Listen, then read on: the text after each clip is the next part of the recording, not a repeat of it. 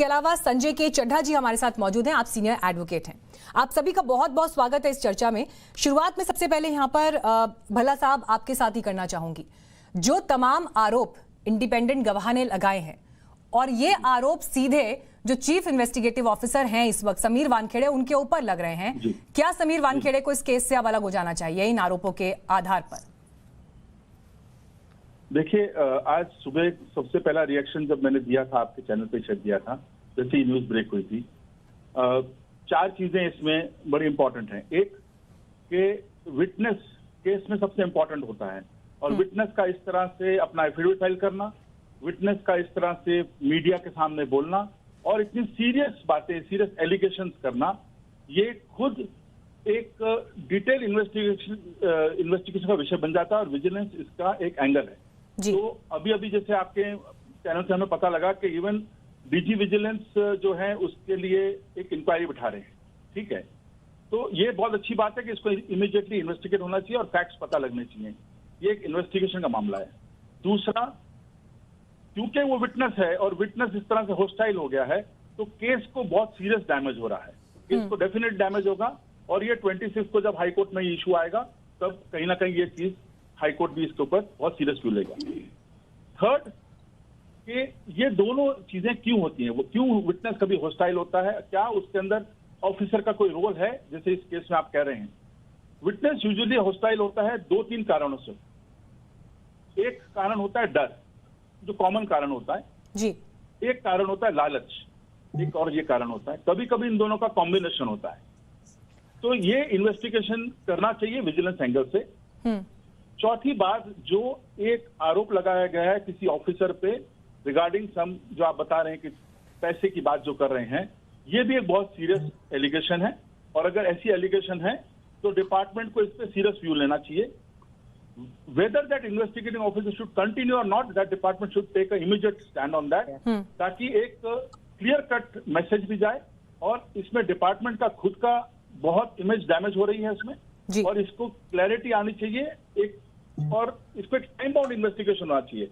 15 दिन, महीने के अंदर इस चीज को बाहर निकलना चाहिए। ऐसा नहीं है कि इन्वेस्टिगेशन हुई और खत्म नहीं हुई। विजिलेंस एंगल की बात कर रहा हूं मैं। तो मैं इस मुद्दे के पॉलिटिकल एंगल पर भी बात करूंगी, लेकिन अभी क्योंकि हम कानूनी पहलू पर बात कर रहे हैं तो चड्ढा साहब जिस बात का जिक्र देखिए भल्ला साहब यहाँ पर कर रहे हैं, बड़ा सवाल यहाँ पर ये उठता है कि जिस तरह के आरोप सामने आए हैं, उन आरोपों के बाद क्या आपको लग रहा है कि आर्यन केस में एक नया ट्विस्ट आया और यहाँ से केस की लाइन ही बदल सकती है?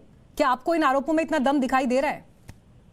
देखिए, 2-3 बातें यहाँ पे मैं बताना चाहूंगा। सबसे पहले एनसीबी एक राष्ट्रीय स्तर की बॉडी है और कई बार ऐसा भी होता है कि अभियुक्त जो है, जो सही रास्ते पे चल रहे इन्वेस्टिगेशन को बाइफरकेट करने के लिए या उसको डिस्टर्ब करने के लिए ऐसे एलिमेंट पैदा करते हैं। लेकिन यहाँ पे एक बहुत अहम बात है, जो ये प्रभाकर सेल है, ये एनसीबी का ही गवाह है और उसके बाद वो इस तरह की बात कर रहा है। और एक चीज, जब मैं उसके आपके चैनल के माध्यम में मैं जब देख रहा था कि क्या उन्होंने बोला है, तो वो सारी बातें जो बोल रहा है वो हेयर से है कि उसने ये सुना, उसको ये बताया गया। वो खुद किसी भी चीज में, किसी भी लेन देन में, किसी भी डिमांड में, किसी भी तरीके से ये नहीं बता रहा है कि मैं खुद इन्वॉल्व था, मैं पैसे लेके गया, ये किया। एक गाड़ी आई जो लग रही है कि किसी फिल्म स्टार की है, उसके अंदर ये महिला बैठी है, ये महिला लगती है कि वो वैसी है। तो ये तमाम बातें सामने आई हैं, तो रिलायबिलिटी पे काफी बड़ा एक प्रश्न चिन्ह है, नंबर 1। नंबर तीसरा, जैसा मोनीश जी ने अभी बताया, ये निर्णय जैसे ज्ञानेश्वर जी को अब अपॉइंट कर दिया गया है डीडीजी, जो कि इसकी इंक्वायरी करेंगे। एक डिटेल अभी इन्वेस्टिगेशन का ही ये भी एक विषय है, इन्वेस्टिगेशन थोड़ा वाइड हो जाएगा, साथ साथ दोनों चीजें पैरेलल चलेंगी और अगर कहीं पे भी कोई भी संदेह या छोटा सा भी अगर तनिक भी चीज आती है तो मुझे लगता है कि इमीडिएटली आईओ को भी बदला जाएगा और उसी हिसाब से इन्वेस्टिगेटिव एजेंसी जो है वो काम करेगी। जी देखिए, जिस तरह की बात यहाँ पर सीधे सीधे मोनीश जी ने बोली कि जो बातें कही गई हैं उनको भी इन्वेस्टिगेट करना होगा, लेकिन उनके आधार पर ही सिर्फ एक ओपिनियन बना लेना ये कहाँ तक सही है? और ऐसे में अगर सीधे सीधे आप पूरी एजेंसी पर ही सवाल खड़े कर रहे हैं तो इसको लेकर भी तो बात है ना कि फिर ये सवाल क्यों आ रहे हैं?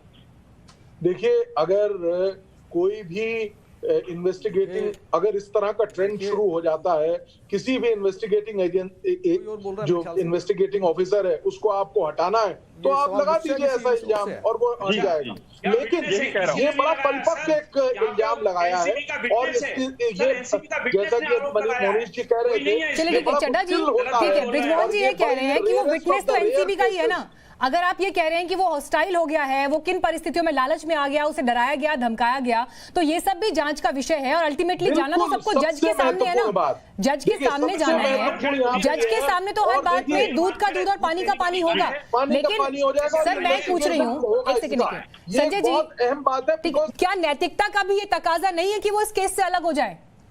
देखिए इसी वजह से डीजी पुलिस ने इन्वेस्टिगेशन को अपने इस पर्टिकुलर इशू को इन्वेस्टिगेट करने के लिए अपने हाथ में लिया है। और मैं इस क्योंकि ये सेंट्रल एजेंसी है, सबसे महत्वपूर्ण एजेंसी है और बहुत बड़ा जिम्मेवारी का काम ये एजेंसी कर रही है। शीघ्र ही इसमें कोई आपको अगर कोई इसमें किसी भी प्रकार का कोई तथ्य होगा हर पे इमीडिएटली एक्शन लिया जाएगा।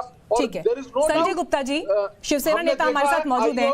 संजय गुप्ता जी, मेरा सवाल अब आपसे है, ठीक है लिखा गया है, अब यहाँ पर कई बड़े सवाल उठते हैं। एक तरफ जो एनसीबी का खुद इंडिपेंडेंट विटनेस था वो ये कह रहा है कि ये उगाही का मामला है, 25 करोड़ का उसने जिक्र किया जिसमें गोसावी, समीर वानखेड़े, भानुशाली, ये तमाम नाम जो है उभर कर सामने आ रहे हैं। और उससे अलग एक विभागीय जांच एनसीबी की तरफ से भी शुरू कर दी गई है। और अब ये तीसरा बड़ा डेवलपमेंट आज के दिन का आपको हम बता रहे हैं, जब समीर वानखेड़े चिट्ठी लिख रहे हैं मुंबई पुलिस कमिश्नर को और वो ये कह रहे हैं कि उन्हें फंसाने की कोशिश हो रही है। अब जब इन तमाम परिस्थितियों को हम देखते हैं यहां पर, तो ऐसे में संजय के चड्ढा जी, ये सवाल मैं आपके पास लेकर आ रही हूं।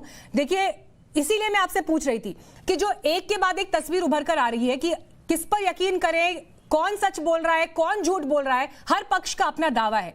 ऐसे में एक आइडियल सिचुएशन क्या है फेयर इन्वेस्टिगेशन के लिए?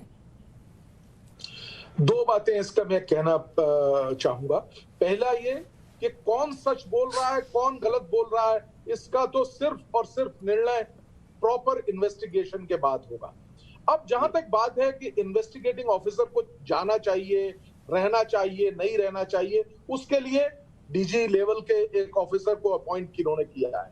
तीसरी जो सबसे अहम बात है, अगर ऐसा प्रतीत हो रहा है और ये बार बार इस तरह का प्रयास किया जा रहा है, तो मुझे काफी और सक्षम ऑफिसर्स भी हैं इस एनसीबी में। क्यों समीर वानखेड़े को हट भी जाना चाहिए, स्वतः हट जाना चाहिए अगर कोई ऐसा हमने देखा है पहले। और लेकिन ये एक तरीका बन जाएगा अगर इस तरह की चीजें चालू हो जाएंगी कि कोई भी इन्वेस्टिगेशन हो रहा है, इन्वेस्टिगेटिंग ऑफिसर फेवर नहीं कर रहा है या किसी के विरोध में काम कर रहा है, तो वो एक तरीका बन जाएगा कि उसकी शिकायत कर दीजिए, कोई विटनेस को बना दीजिए।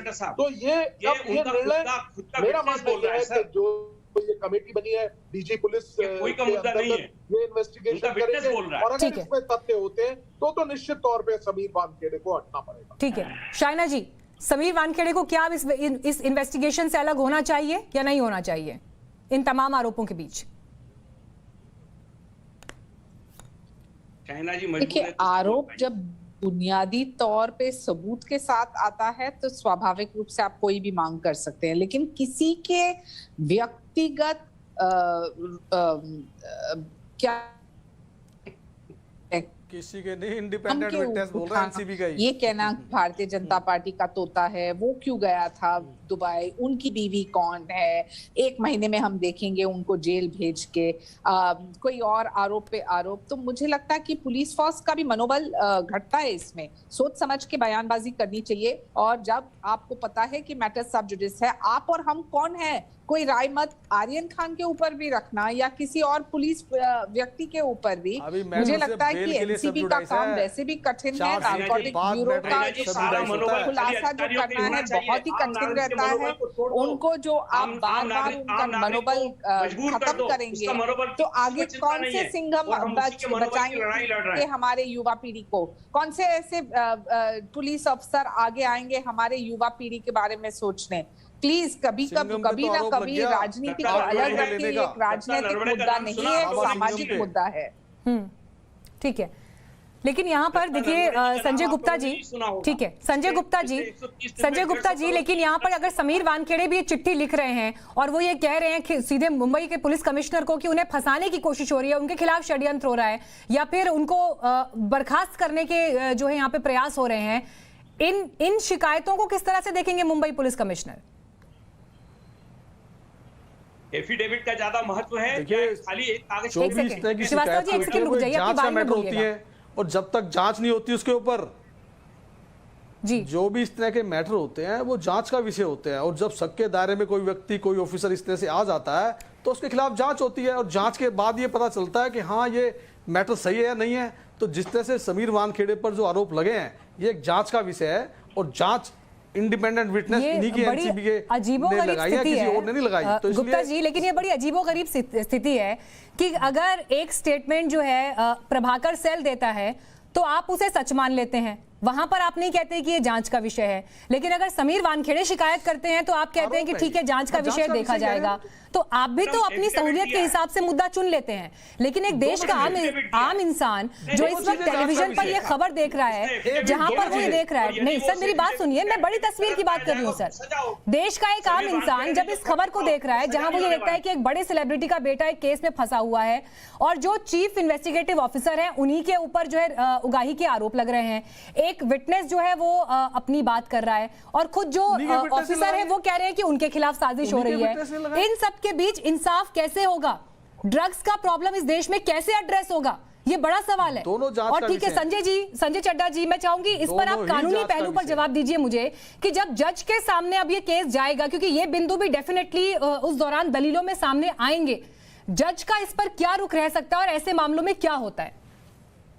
देखिए क्योंकि अभी मामला जो है वो बेल का है मात्र, अभी किसी भी तरीके से इन्वेस्टिगेट, इसमें सिर्फ जज जो है वो इस चीज को संज्ञान में अवश्य लेंगे कि ये इस तरह के मुद्दे क्यों सामने आ रहे हैं, और उसकी while deciding the bell. Sir बस एक लाइन कि अगर जज साहब के सामने ये बात आती है कि 25 करोड़ की ये उगाही का मामला था, उगाही की वजह से जो है आर्यन खान को यहाँ पर एक टारगेट के रूप में देखा गया, और ये तमाम बिंदु जब उनके सामने आते हैं तो क्या ये बेल में इंपॉर्टेंट पॉइंट होंगे फैसला लेने के लिए?